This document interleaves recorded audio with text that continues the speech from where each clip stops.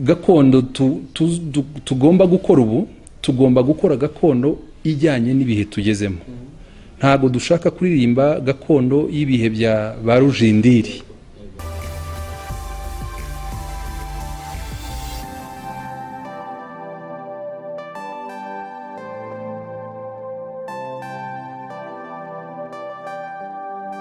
Muri rusange tubahaye ikaze rero nk'ubusanzwe n'igice cyahariwe Star Today, turi kumwe n'umwe mu bahanzi barimba injyana gakondo.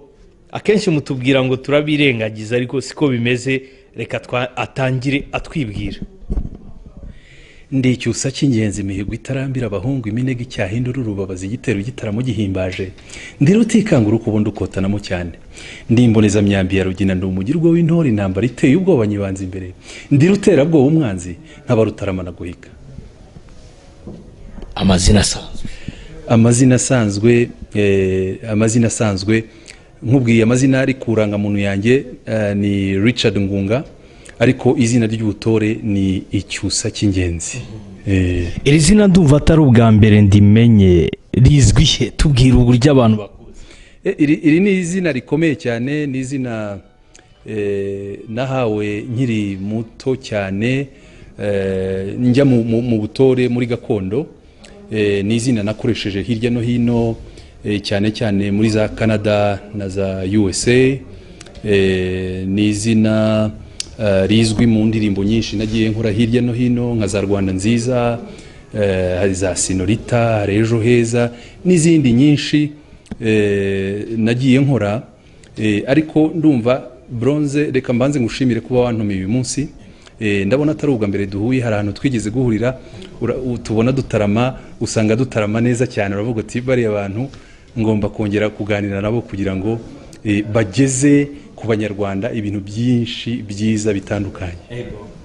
Ariko banza utubwire, hanze y'u Rwanda, wenda bari mu gihugu bashobora kuba bataza agaciro ufite, hanze y'u Rwanda ufatwa gute?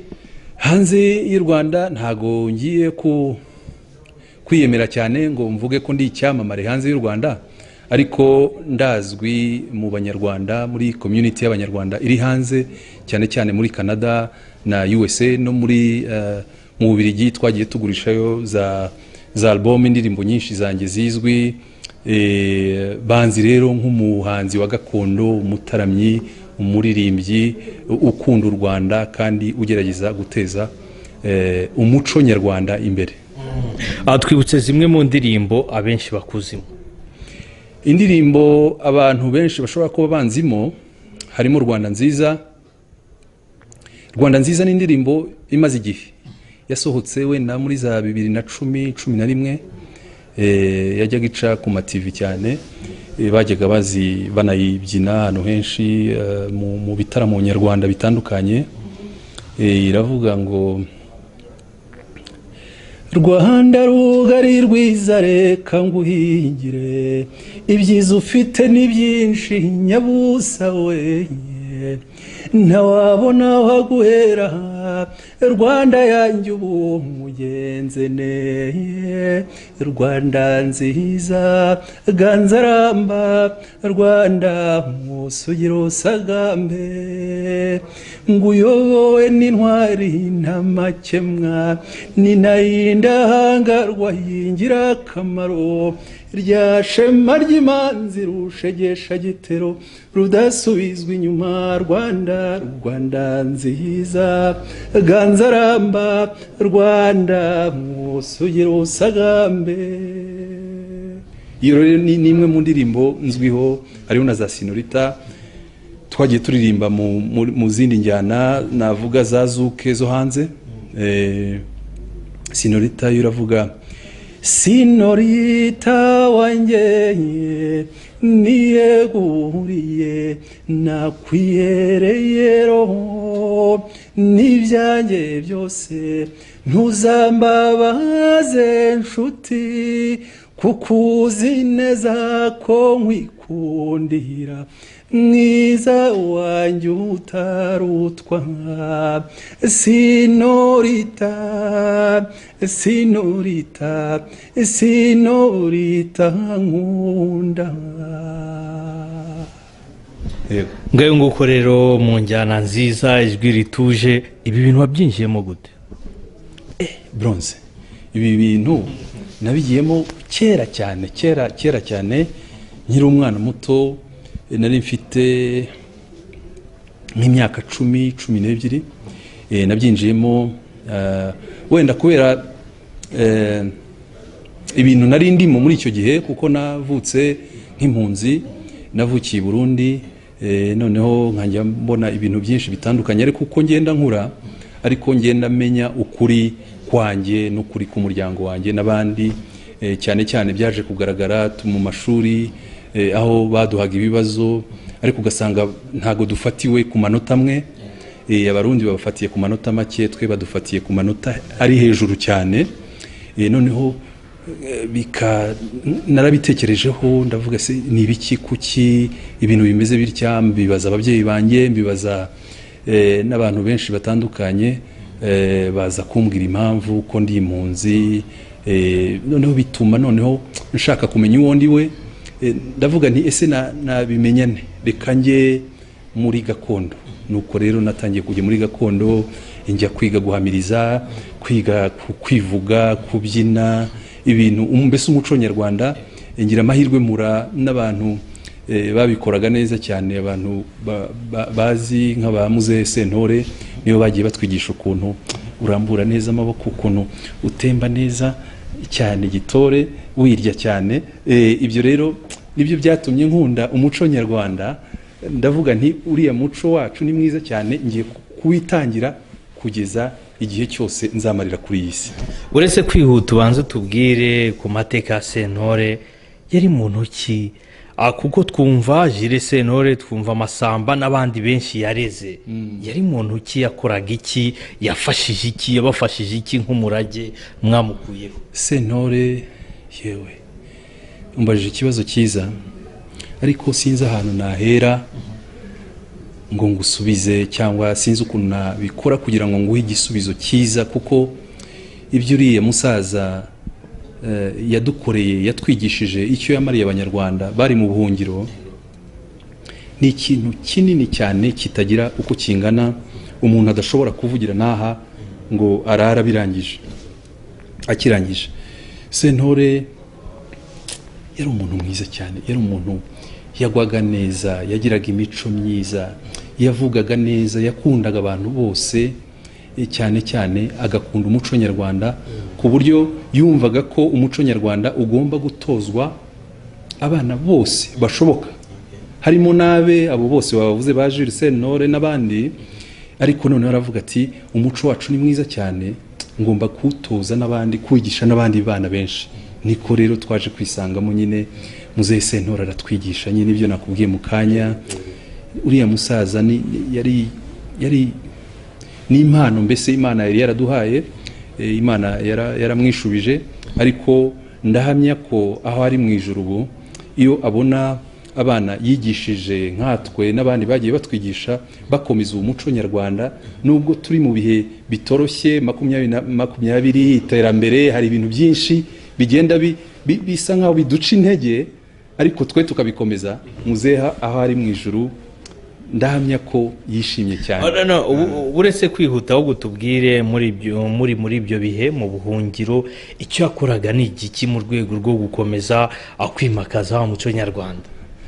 Icyo yakoraga ibintu byinshi, kandi uriya musaza urabona igihe yabitwigishaga, wenda nari nkiri muto cyane, ntago nakurikiranaga ubuzima bwe bwa buri munsi, ariko igihe cyose namubonaga uriya musaza, aho namubona niyo agenda mu muhanda namubonagamo agenda nyine gitore, muzehe nyine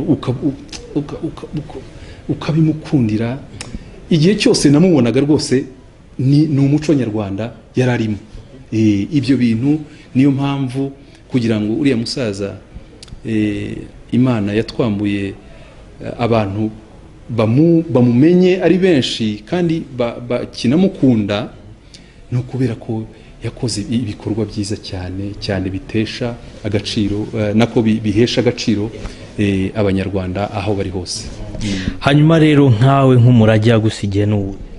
umurage yansigiye ntago navuga ko ari we wenyine wanyigishije ibintu bijyanye na gakondo, ni ibintu nakunze mbere yaho kugira ngo nze guhura nawe nuko nyine nari narabikunze mbikurikirana naho twari mu mashuri, ariko noneho mpuye nawe arabinoza, nagira gutya amaboko akambwira ati we zamura amaboko hejuru, cyangwa natemba ngize gutya akabura reka temba neza.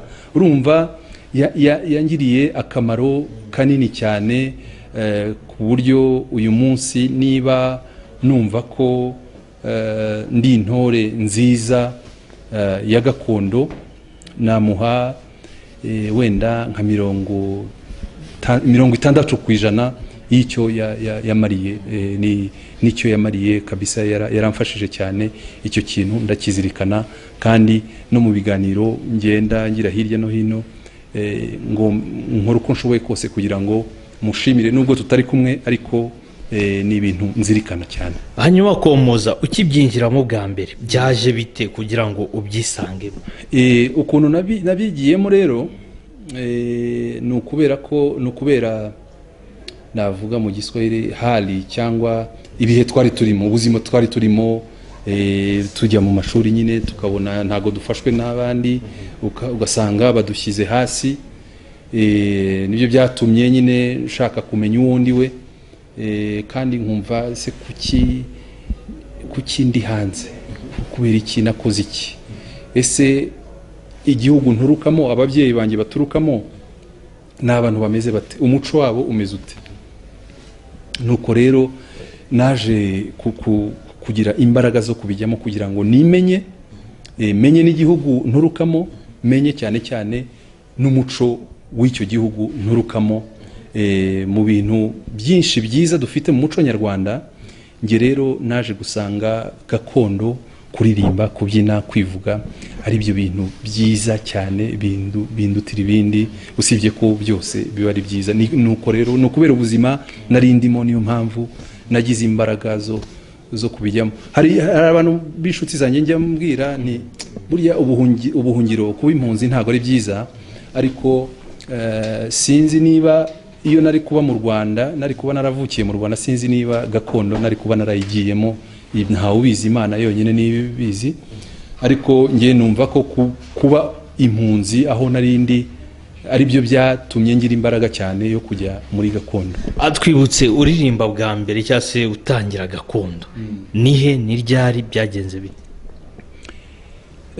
Nkiririmba bwa mbere gakondo twari Bujumbura i Burundi mu ishuri muri école primaire, mashuri abanza, aho hari ukuntu buri umwaka w'ishuri ujye kurangira hari ibintu byabagaho by'amateatre, abantu bakajya kugira inkinamico n'ibindi bintu bitandukanye.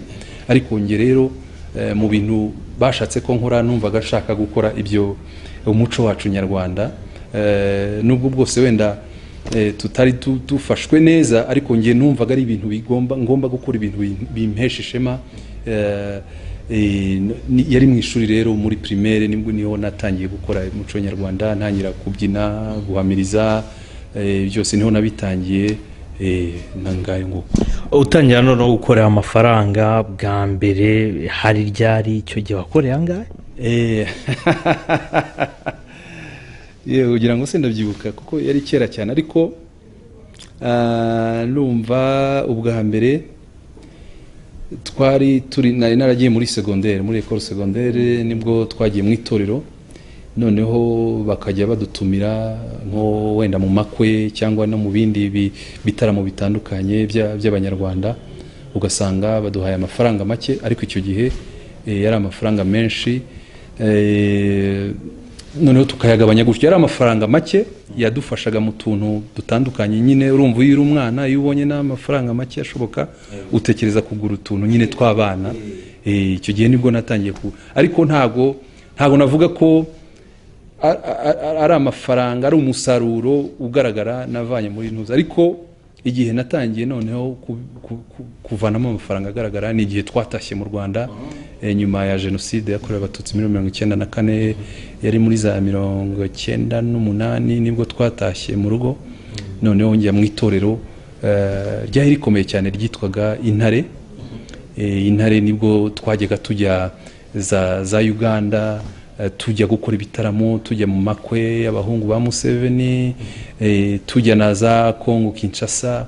Aho niho twajyaga hariya tukagenda muri bwa mbere nari ngiye mu ndege tukageraho bakaduha icyo gihe kandi baduhaga amadolari amafaranga menshi meza cyane, ku buryo ndibuka ko amafaranga menshi nabonye ikintu nari ndwaye nashaka kugura iradiyo nziza nyine ijyamo za kasete narabikoze ndayitahana no mu rugo baravuga ati wow ibyo bintu byagenze bite, byari bishimishije cyane. Icyo gihe nibwo natangiye gukorera amafaranga afatika ajyanye na gakondo narindimo. Hanyuma uyu munsi Cyusa abayeho gute? Icyusa cy'ingenzi uko mbayeho ntago navuga ngo mbayeho jyanisha na gakondo, ntago mbayeho nabi, ndashimira Imana. Duke mfite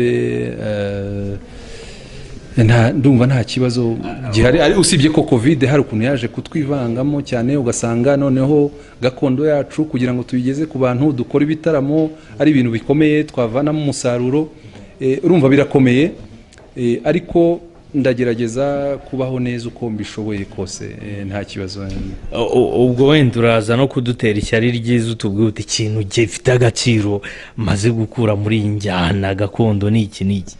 Ikintu cy'agaciro maze kuvana muri iyi gakondo, iyi njyana ya gakondo, nuko uyu munsi nicaranye na Celebs Magazine.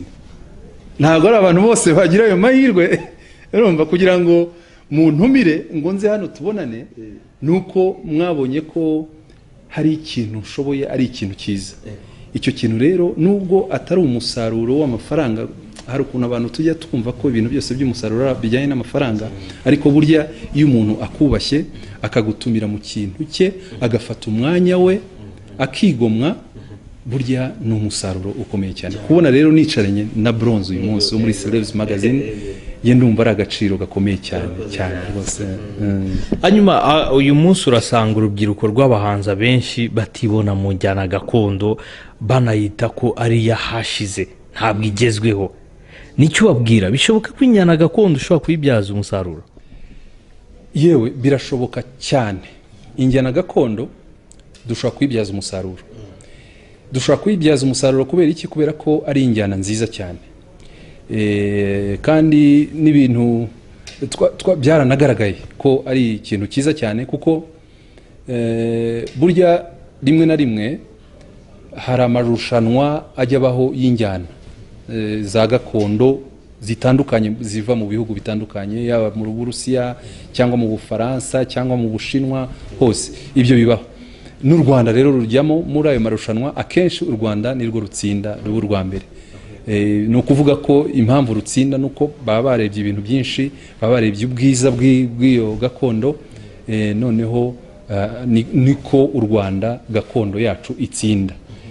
Ndumva rero iyo umuntu atsindiye ibikombe nk'ibyo, ni ibintu biba bigaragaza ko kiriya kintu gifite agaciro, ari cyiza cyane. Tugomba rero kukibyaza umusaruro. Twebwe abahanzi muri gahunda nyinshi ifite no kuzamura gakondo, no kuzamura gakondo kugeza igihe igera noneho ikagera mu mashuri.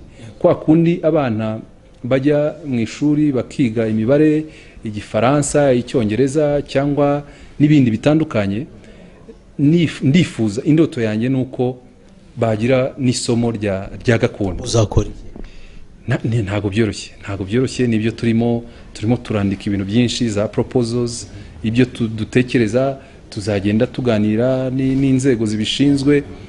Ntago bizoroha kuko bazatubaza ibibazo byinshi cyane, batubwise bire bintu murabona bishoboka, muzabigenza mute, ese bizakorwa bite? Ibyo ni ibintu rero n'ubu turimo turakora, kandi mwakoze cyane. Nanone kanongere mbisubiremo kudutumira, bituma dutanga n'ubwo butumwa, duteguza abanyarwanda nyine ko dufite uwo mugambi wo guteza gakondo imbere, kandi Imana nidufasha mu myaka wenda itari ya hafi cyane, ntaho bizi cyangwa ya hafi, ariko tuzabikorera kugira ngo tugere kuri iyo level abana bacu biga gakondo bakiri bato bagakura bafite indangagaciro nziza z'abanyarwanda, bazi umuco nyarwanda, bazi kwivuga, bazi guhamiriza, bazi kubyina. Ibyo bintu ni ibintu dufite, ntago byoroshye nkuko wari ubivuze, ariko tuzabigeraho. Tuzakora ubushakashatsi, tuzashyiramo imbaraga zikomeye cyane, tuzasaba ababyeyi badufashe, badushyigikire muri icyo gikorwa, batwizere, baduhe abana babo, tubigishe kugira ngo gakondo yacu itere imbere. Ndifuza ko umuntu yaba ari muri Amerika cyangwa ahandi hose, nk'ukuntu tuba twicaye hano mu Rwanda ukumva indirimbo zo hanze za country music ariyo gakondo y'Abanyamerika, nifuza ko natwe twagera muri urwo rwego. Wenda ntago ari hafi, ntago ari vuba, ariko burya ibintu ntago byikora, abantu nibo babikora, nibo bagomba kubishyiramo imbaraga. Haba nifuza ko umuzungu yaba yicaye mu nzu ye muri Amerika cyangwa n'ahandi akumva indirimbo y'Icyusa cy'ingenzi, cyangwa akumva indirimbo y'undi muhanzi wa gakondo. Ntago byoroshye, ariko tubirimo, kandi nta cyatunanira dushyize hamwe imbaraga. None murakora iki? Kuko uyu munsi urabona ko urubyiruko rw'abahanzi runyotewe cyane n'ibihangano by'imahanga, kwigana Nigeria, kwigana Abanyamerika, kwigana byaba hari igihombo bitera? Ibyo nibyo. Hari umuntu w'umuhanzi ukomeye hano twahuye turaganira, yitwa Tom Close. Turaganira nyine ibyo uvuze nawe nibyo yatekerezaga, ariko twaje kuganira, ndamubwira ko nta kidashoboka. Urabona aba Nigeria kugira ngo bagere aho bageze, abantu bagashaka kwigana indirimbo zabo, nta kazi bakoze. Natwe rero gakondo tugomba gukora ubu, tugomba gukora gakondo ijyanye n'ibihe tugezemo. Ntago dushaka kuririmba gakondo y'ibihe bya barujindiri, urumva, kuko ibihe bya barujindiri byari bijyanye n'icyo gihe, byakundwaga cyane icyo gihe, ariko ntago wabizana ku mwana ufite imyaka 18, 19, 20 ngo akunde ibintu bya rujindiri.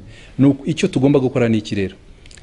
Uwo mwimerere ugomba kuba ari wo musingi, noneho tukareba utuntu twakongeraho duke twiza tujyanye n'ibi bihe, ku buryo noneho ibyo bintu twabishyira hamwe bikabyara ikintu cyiza gikurura na rwa rubyiruko, ku buryo rugiye hariya muri club rugiye kubyina cyangwa n'ahandi hose rusaba turashaka ya ndirimbo iriya ya gakondo. Ibyo bintu mu kwivugurura cyangwa mu guteza gakondo yacu imbere, ibyo ni ibintu tugomba gutekereza kandi tubirimo. Imana izabidufasha, n'Abanyarwanda ndizera ko bazabidufashamo. Reka dusoreze ku ntego yawe nka Cyusa muri njyana gakondo. Ni iyihe n'ubutumwa ugomba kugenera abakunzi b'injyana gakondo mu Rwanda? Urakoze kumbaza icyo kibazo Bronze. Intego mfite, nongere nyisubiremo, niyo guteza imbere gakondo yacu ku buryo igera ahantu hose ikarenga n'imipaka yo mu Rwanda, kugira ngo gakondo yacu ikundwe n'abantu bose, atari urubyiruko gusa, kuko hari ukuntu abantu, hari imyumvire ihari ivuga ko gakondo ikundwa n'abantu bakuze. Ibyo bintu ni imwe mu ntambara tugomba kurwana nazo, kugira ngo imyumvire y'Abanyarwanda idakomerezaho, ahubwo turashaka ko n'urubyiruko, abantu bose, abana bose nabo babyiyumvamo, ko n'abana nabo babikunda. Iyo ntego turayifite kandi tuzayigeraho. Ntago tuzayigeraho tudafashijwe n'Abanyarwanda. Akaba ariyo message cyangwa ubutumwa nshaka kuba Abanyarwanda. Tubafitiye ibintu byinshi byiza cyane, ibintu bijyanye n'iki gihe. Dore ko turi na leta hari ukuntu yabidufashijemo, kandi ntago twigeze duhura ngo tubiganire, ariko iyi gahunda ya leta ya Made in Rwanda cyangwa yo kwihesha agaciro ni gahunda nziza cyane. Iyo rero turayigenderaho kugira ngo natwe umuzika nyarwanda ibe iri Made in Rwanda ya gakondo, ku buryo abantu aho bajya bumva umuziki hirya no hino, yaba mu modoka cyangwa muri za restaurant, muri za bar, bumva indirimbo yego zigezweho n'ibiki ariko na gakondo ikagira uruhare rwayo. Ibyo nibyo dufite ubutumwa rero n'ubwo banyarwanda turabasabye mudushyigikire cyane, tuzabakorera ibintu byiza bibashimisha kandi bibahesha agaciro. Ikindi nacyo hari indirimbo ejo bundi twasohoye yitwa Ndeka Ndorera, ni indirimbo nziza yarasohotse imaze nk'icyumweru n'igice. Iyo ndirimbo yanjye rero nasohoye ejo bundi yitwa Ndeka Ndorera, mushobora kuyisanga ahantu hose hashoboka kuri social media zitandukanye, kuri Twitter, kuri Facebook, Instagram, mukareba izina Icyusa cy'ingenzi. Icyusa cy'ingenzi yaba ari kuri Twitter, Facebook cyangwa Instagram na YouTube channel Icyusa cy'ingenzi, mushobora gusanga iyo ndirimbo n'izindi nyinshi zitandukanye. Murakoze banyarwanda, urakoze cyane. Mwakoze cyane, kandi abantu n'abantu beza cyane, mubarebe mubakurikirane, mujye kuri YouTube channel yabo, muyilikinge, muyisharinge, musubscribinge cyane pe. Murakoze.